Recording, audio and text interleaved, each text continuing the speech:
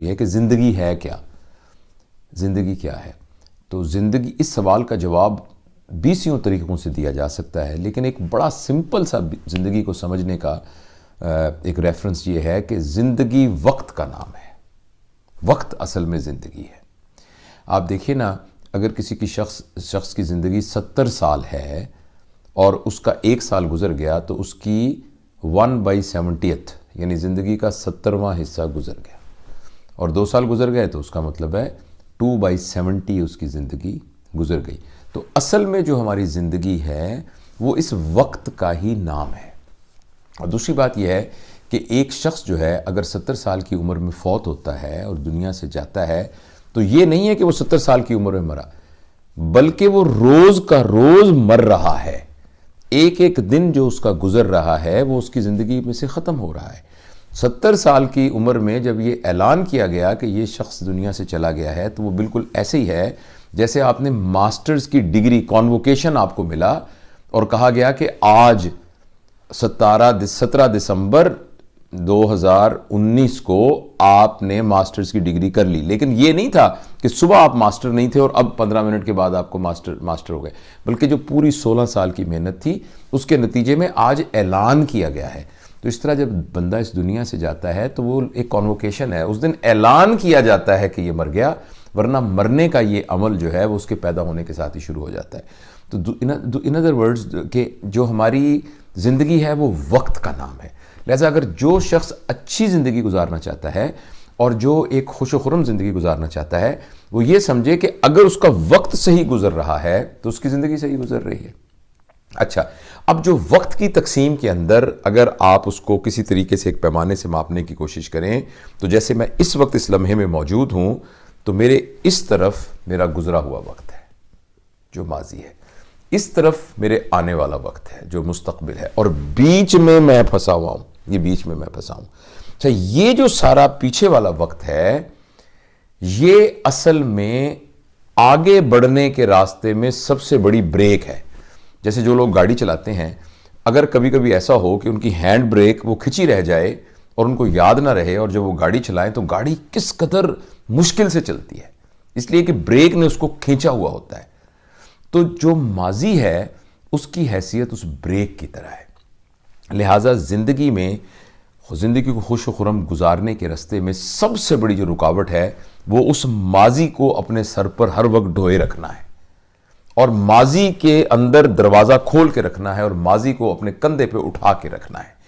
اور بہت ساری باتیں ہم نے اپنی زندگی میں اٹھا کے رکھی ہوتی ہیں، میرے ساتھ یہ ہوا، میرے ساتھ یہ ہوا، میرے والدین اچھے نہیں تھے، میرے اساتذہ نے مجھے ساتھ ظلم کیا، میرے ساتھ میرے بہن بھائیوں نے ظلم کیا، میرے پڑوسیوں نے ظلم کیا، میں فلاں بیمار ہو گیا، میرے ساتھ غلط مقدمہ میرے اوپر ہو گیا، میرا فلاں نقصان ہو گیا۔ تو وہ سارے کا سارا ماضی جو ہے وہ انسان کے اوپر یعنی لدا ہوا ہوتا ہے۔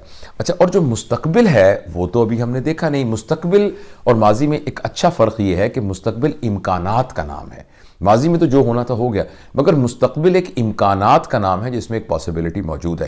لیکن جس طرح ماضی ہمارے ہاتھ میں نہیں ہے اس طرح مستقبل بھی ہمارے ہاتھ میں نہیں ہے۔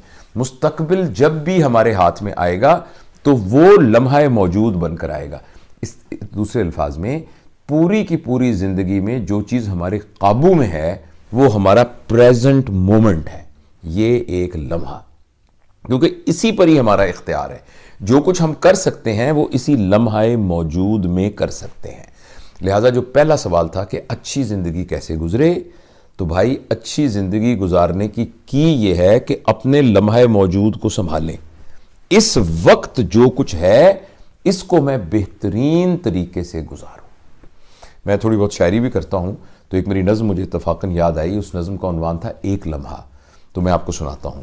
وہ یہ تھا کہ یہ ایک لمحہ کہ جس میں آپ اور میں سانس لیتے ہیں یہی لمحہ مکمل زندگی ہے۔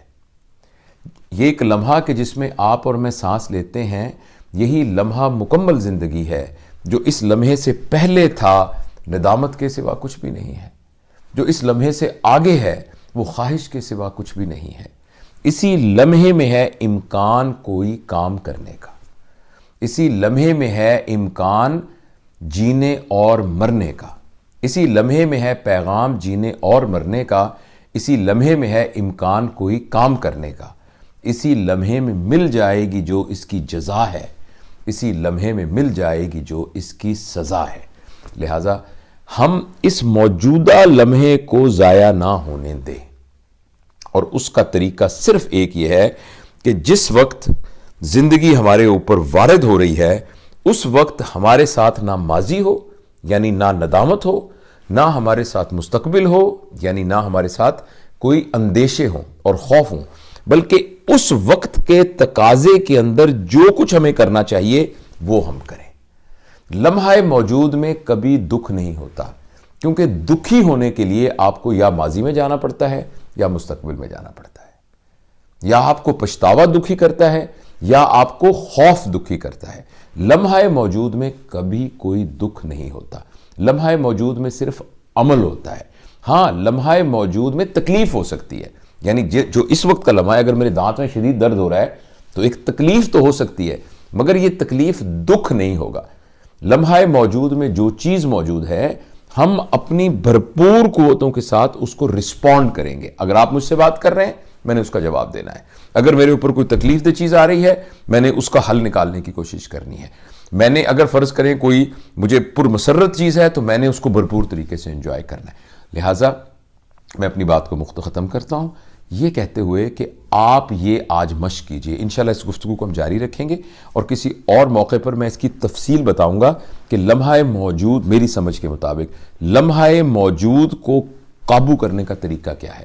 لیکن آپ اس ویڈیو کے نتیجے کے اندر یہ بات ذہن میں رکھیے گا کہ اگر ہم اپنے ماضی کو گھسیٹنا چھوڑ دیں، مستقبل کے بارے میں ایسے اندیشوں کو اپنے ساتھ شامل نہ کریں، اور جو ہمارے اوپر وارد ہو رہا ہے ہم صرف اسی پر فوکس کریں، تو ہماری ساری زندگی خوش و خرم گزرے گی۔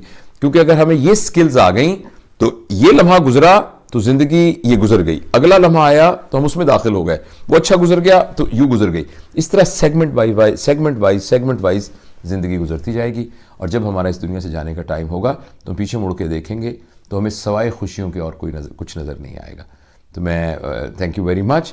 مجھے معلوم ہے کہ یہ گفتگو تھوڑی سی نامکمل ہے، لیکن انشاءاللہ العزیز اگلی ویڈیوز میں ہم انشاءاللہ اس کو ڈسکس کریں گے۔ بہت بہت شکریہ۔ اور آخری پیغام یہ ہے کہ یہ جو چینل اگر کسی دوست نے سبسکرائب نہیں کیا ہوا تو یہ آپ چینل سبسکرائب کیجئے۔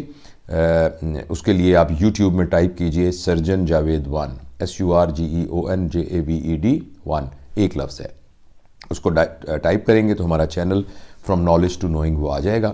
تو اگر آپ اس کو سبسکرائب کریں گے تو یہ جو نئی اپلوڈز ہیں وہ آپ تک پہنچتی رہیں گی۔